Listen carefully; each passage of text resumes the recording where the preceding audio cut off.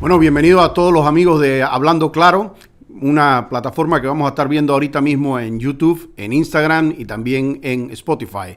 Va a salir también en canal abierto por Next TV, así que están todos invitados a sintonizarnos. Que la gente comprenda primero qué son estas dos instancias. Una es el Tribunal Electoral y otro es la Corte Suprema de Justicia. Y es que la Corte Suprema de Justicia en nuestra Constitución no tiene por qué estar arriba del Tribunal Electoral, porque es que nuestra Constitución dice que en materia electoral la máxima autoridad, la que determina todo de manera final, definitiva y sin que exista nada que cuestionar, es el Tribunal Electoral. Eso ha sido los fallos que la Corte Suprema de Justicia incluso ha sacado durante cerca de 30 años. ¿Y qué tranquilidad nos da eso a las personas? Yo creo que si hay una institución que el pueblo panameño ha protegido por cerca de 30 años es el Tribunal Electoral. Y ustedes imagínense que cualquier decisión del Tribunal Electoral pudiera ser revisada por el órgano judicial. Entonces el Tribunal Electoral dejaría de tener ningún efecto, que su único objeto de existir realmente es ser el regente de todo lo que tiene que ver con la parte electoral.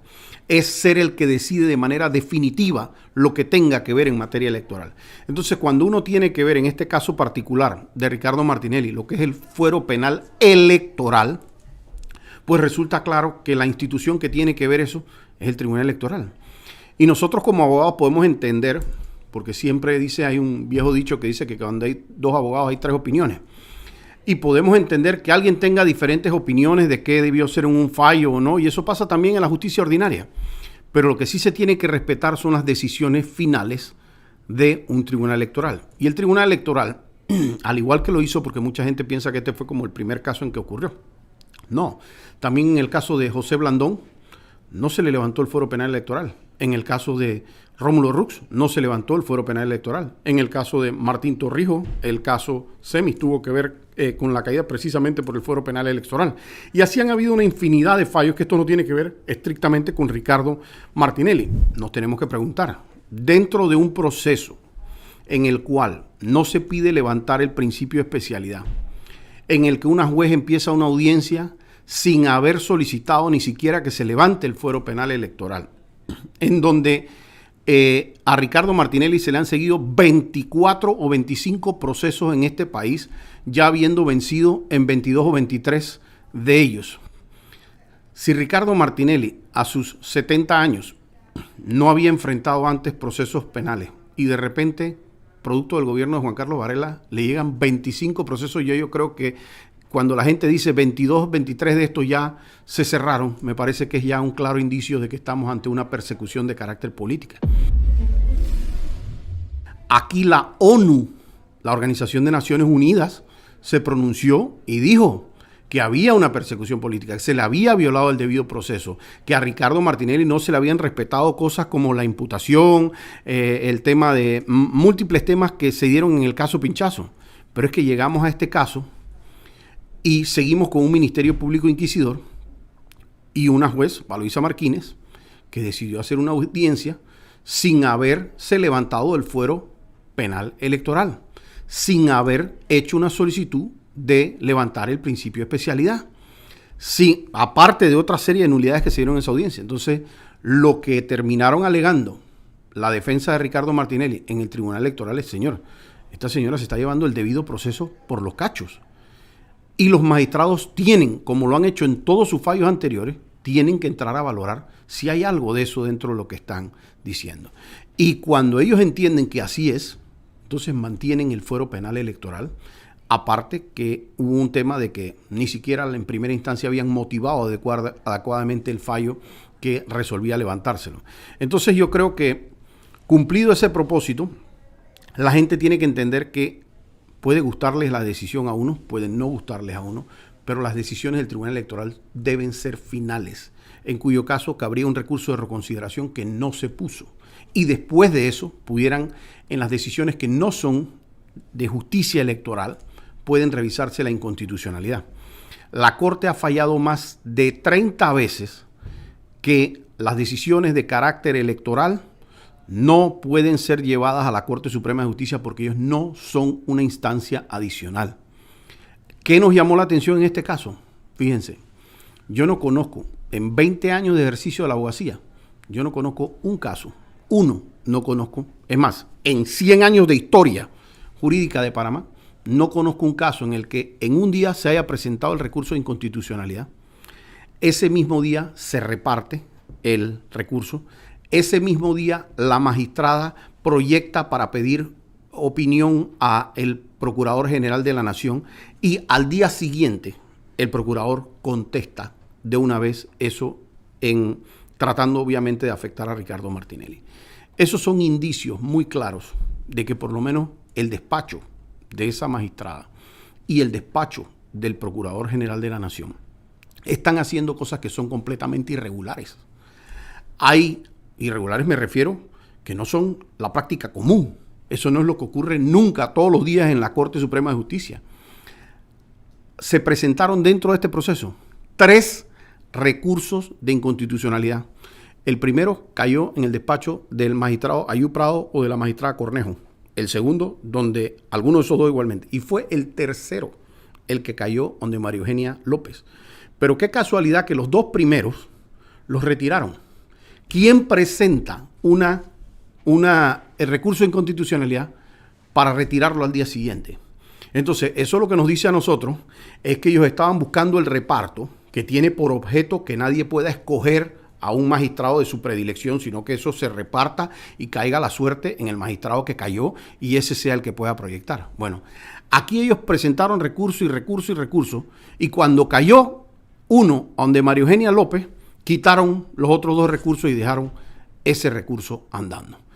Y esa fue la magistrada que en un día mandó eso donde el procurador, recibió la contestación y todo eso en un acto que es completamente inusual.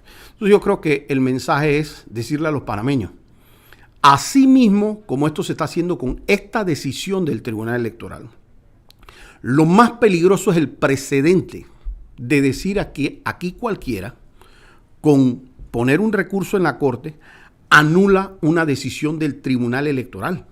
Porque el Tribunal Electoral tiene una función, por ejemplo, de agarrar y proclamar al presidente electo de la República de Panamá, a los diputados, a los alcaldes. Entonces ustedes imagínense que aquí se proclame un presidente con los votos de 2,5 millones de panameños votando en las urnas, una decisión por los 4 millones de habitantes en este país, y que un par de magistrados en la Corte Suprema de Justicia puedan simplemente agarrar y decir, no estamos de acuerdo con eso, se lo vemos inconstitucional y votamos en contra. Entonces el precedente es realmente mucho más peligroso de lo que la gente entiende que esto tiene que ver con Ricardo Martinelli. Nosotros siempre le decimos a la gente, tú puedes estar de acuerdo con Ricardo Martinelli, tú puedes estar en desacuerdo con Ricardo Martinelli, pero tú tienes que estar de acuerdo en que tiene que haber un debido proceso para juzgar a una persona. Eso es lo mismo que alguien me dijera a mí, no, es que como yo no gusto de Varela o no gusto de él, ¿sabes qué? Vamos a meterlo preso sin que tenga derecho a un juicio, sin que tenga que ver un juez. Yo no pudiera avalar eso aunque deteste al hombre, porque yo estoy consciente que si yo me llevo los juicios, si me llevo el proceso por los cachos, el día de mañana puede ser cualquier otro el que está bajo esas circunstancias. Bueno, fíjate que no solamente es que debió declararse impedida porque ella ya tenía denuncias previas puestas por Ricardo Martinelli, sino que parece que esas denuncias y esa falta de imparcialidad tiene fundamento en lo que nosotros hemos estado diciendo, porque es que justo eso es lo que nosotros vemos, como una magistrada que no se declara impedida, agarra y en un solo día, como quien dice, para que ni siquiera le dé chance de recusar a las personas, para que tratar de actuar lo más rápido posible, en un solo día agarra y manda eso a la Corte. Ya le digo, en 100 años de jurisprudencia, la magistrada López no puede enseñarle a este país un solo caso en el que en un día se haya repartido, se haya mandado a pedir la opinión del procurador, se haya regresado esa opinión del procurador en menos de un día. Entonces, lo que nos llama la atención es que eso se permita y los otros 8 magistrados tienen un deber muy importante con este país, porque es que nosotros no podemos permitir que los temas personales porque la magistrada ha sido querellada por Ricardo Martinelli o ha sido denunciada por Ricardo Martinelli y resulta ser que porque ella tiene antagonismo con Ricardo Martinelli, ella diga, ¿sabes qué? Vamos a llevar este proceso a balazo, como decimos en buen panameño, y los otros 8 magistrados se queden como simples espectadores. Ellos tienen que decir, señora magistrada, esto no se ha hecho nunca así. De hecho, nosotros nunca hemos admitido una inconstitucionalidad contra decisiones del Tribunal Electoral, y mucho menos ponerlo a correr en la forma en que usted lo está haciendo. Porque la Corte Suprema de Justicia, con todo lo bueno, lo malo que ha tenido, si algo ha tenido es una historia de respetar las decisiones del Tribunal Electoral. Y si aquí no se respeta las decisiones del Tribunal Electoral, entonces yo creo que este es un momento para que la gente, los que defienden la democracia, se pronuncien, hablen fuerte, pueden decir estoy o no de acuerdo con una decisión del Tribunal Electoral, vuelvo y digo, pero no pueden decir échense por la borda la institucionalidad. O sea, las decisiones del Tribunal Electoral se tienen que respetar. Y nosotros tenemos un Tribunal Electoral que se ha defendido por la gente por cerca de 30 y tantos años, que se ha llevado. La gente hemos estado de acuerdo con decisiones, hemos estado en desacuerdo con decisiones, pero hemos dicho, se respetan esas decisiones. Sí, 100%. Mantiene el fuero y debe mantenerlo, y a pesar de la decisión cualquiera que se tome en la Corte, eso debe volver a una revisión en todo caso de los magistrados del Tribunal Electoral. O sea, el fuero lo mantendría. Ya la persecución tiene que tener un término. Llevamos 20 y tantos procesos. Y Ricardo Martinelli tiene una forma en que se le puede procesar y una no.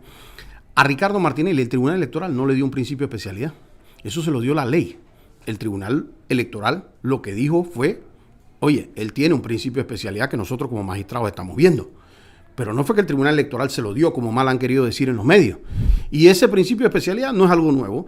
Ustedes nos han oído a nosotros decirlo. Por 2 años y medio nos han oído decir, señores, tienen que pedir que se le quite el principio de especialidad. Eso tiene que ir a un americano tal y cual y ta. Y eso para que allá les digan que no.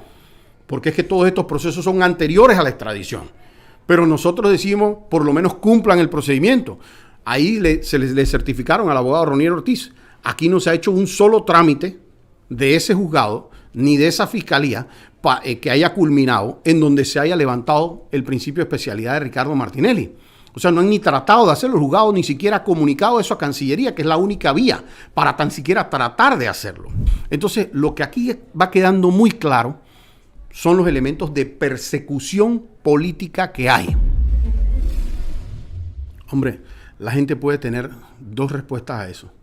O tenemos al procurador más eficiente del mundo y del planeta Tierra, específicamente para este caso, o el procurador tiene un interés muy oscuro dentro de este proceso. Y yo creo que la gente se lo tiene que contestar, porque en el resto de los casos, el procurador no ha actuado con esa velocidad. Si el procurador tuviera esa misma velocidad en todos los otros casos, entonces mi opinión fuera la primera. Tenemos el procurador más eficiente de todo el planeta Tierra.